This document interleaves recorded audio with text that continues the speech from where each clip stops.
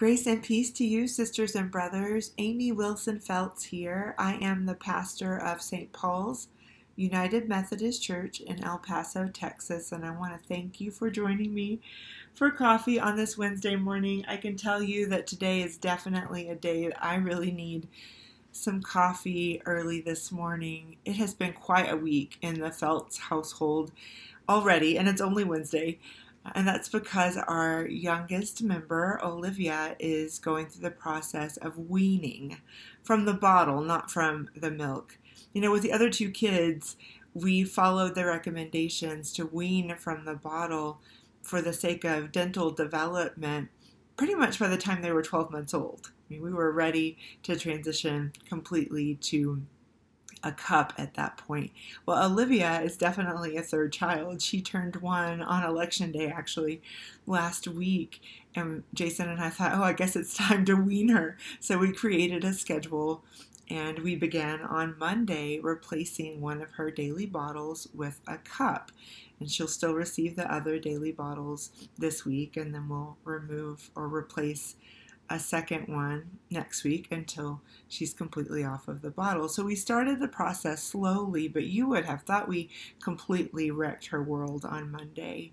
She was irritable, she was cranky, she was certainly in a place of unrest and lashing out, even after we gave her the afternoon bottle.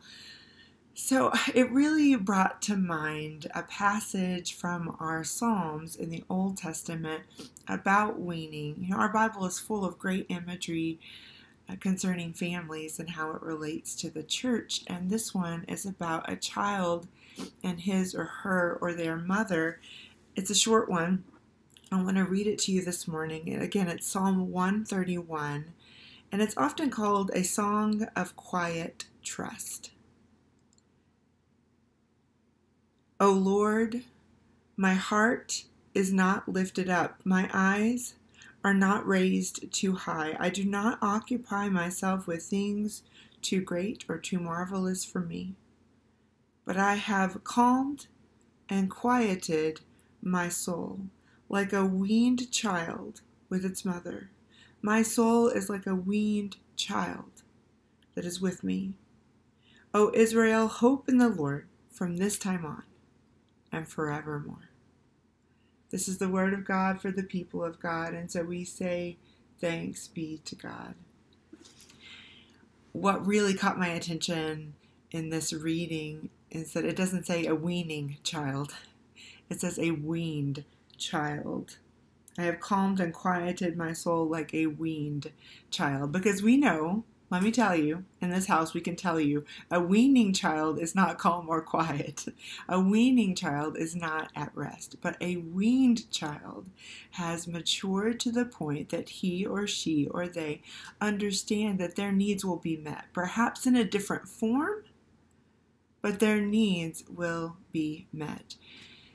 It's such beautiful imagery, beloved. It is such helpful imagery for me when I think about the church right now. We are being weaned in so many ways because our ways of doing the church in many instances are no longer available or advisable to us for the time being. We're used to doing things in certain ways. We're used to worshiping together, meeting together, serving together in certain ways. And in many instances, that's not working for us right now. It's not available or advisable. And so we feel some unrest. We feel some anxiety, perhaps. We feel some anger. And all of those things are understandable and appropriate. But we have the opportunity now to grow as we understand that our ways of being the church are not limited.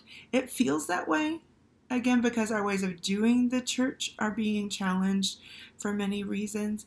But our ways of being the church are unlimited in terms of sharing the gospel, in terms of loving our neighbors and our enemies, in terms of seeking justice, even in terms of worshiping together and serving together and meeting together. The possibilities are wide and varied. And as we move into greater maturity and understanding, will be able to embrace those in some real and exciting ways while we continue to grieve, absolutely, but we also continue to move forward and find some quiet and some calm and some rest in our souls, like a weaned child. Just as Olivia is coming to understand slowly that what she needs will be available to her. And in fact, her current ways of receiving nourishment are not serving her well anymore because they could impede her dental development. And she will find new ways to receive the nourishment that she needs so that she can continue to grow. We are in a very similar place.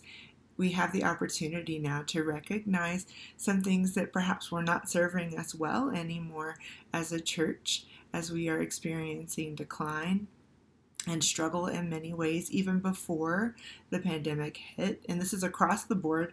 I'm not just talking about St. Paul's, I'm talking about the church at large. So now we have the opportunity to recognize things that perhaps weren't serving us very well and to embrace other ways of doing church as we continue to be the church that God has called us and is equipping us to be.